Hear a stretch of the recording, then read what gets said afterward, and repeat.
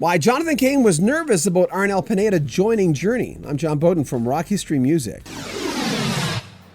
This is our exclusive 11-part interview with Jonathan Cain of Journey. His new memoir is called Don't Stop Believin'.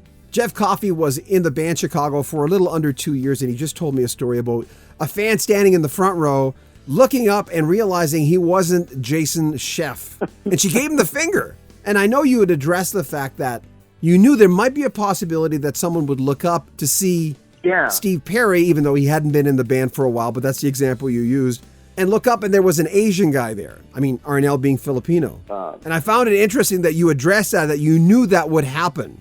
It did happen in one city, and I was wondering what city is going to have the jerks in the crowd. And the city shocked me when because I thought it would be other cities, but more than not, and it's even in the movie, that documentary that was made, people,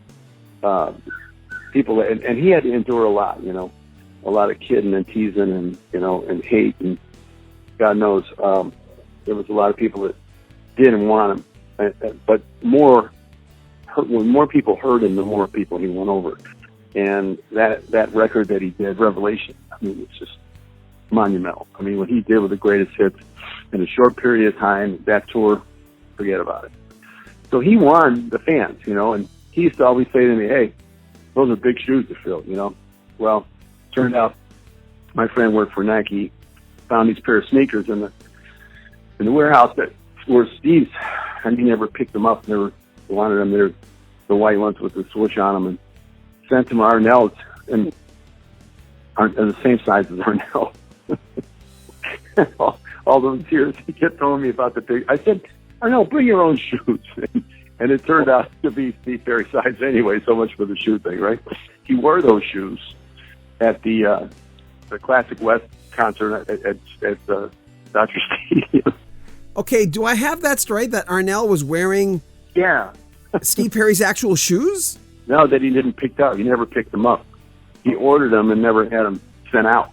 So they were just sitting in the warehouse for all these years. I'm curious, Jonathan, when you left home for the first time, what albums did you leave behind? What were those things you were listening to? Oh, gosh. I was a huge Elton fan. Bowie, I love David Bowie. Aerosmith, all my Aerosmith albums. Roxy Music had those. Police, huge Sting fan. Bad Company, Joe Walsh, Eagles. You have 10 years on me. So when I was listening to, for instance, Goodbye Yellow Brick Road in 73, I was 13, you were 23. You were listening to them with, I guess, more mature ears than me. But you were buying all those albums, right? Like Elton John, Goodbye Yellow Brick Road and Hunky Chateau? Yeah, sure I was. Yeah, no, I was a huge music collector, It was funny, when I was growing up, I thought rock and roll was pretty dumb music, because it was Hang On Sloopy and Louie Louie, and, you just go, well, I don't know. I was more interested in soul and in Motown at that point. When I heard the Temptations before Tops, that was what turned me on, is the R&B side of things. Give Me Some Lovin' with Spencer Davis, Those are the kinds of things that captured me, not necessarily rock, It wasn't until I heard a band like the Moody Blues come along with Questions and Nights in White Satin. I'm like, what is this? This is like a whole nother morph, and then Yes comes along, I've seen other people. You're like, what?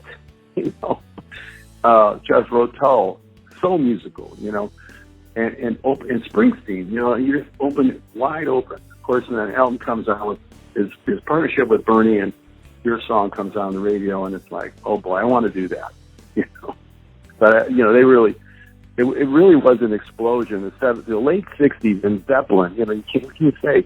Led Zeppelin took blues and electrified it, and made it crazy cool. There was all these arenas, where rock was moving, pushing itself outward, becoming this big thing, And a lot of it happened in LA in the '70s too.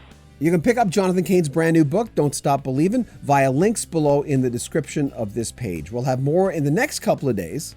And remember, if you want to volunteer for Rock History Music, contact us via Facebook with our Facebook group for Rock History Music. And visit our swag store where we're trying to raise some money to expand this channel. Those links below as well. I'm John Bowden from Rock History Music.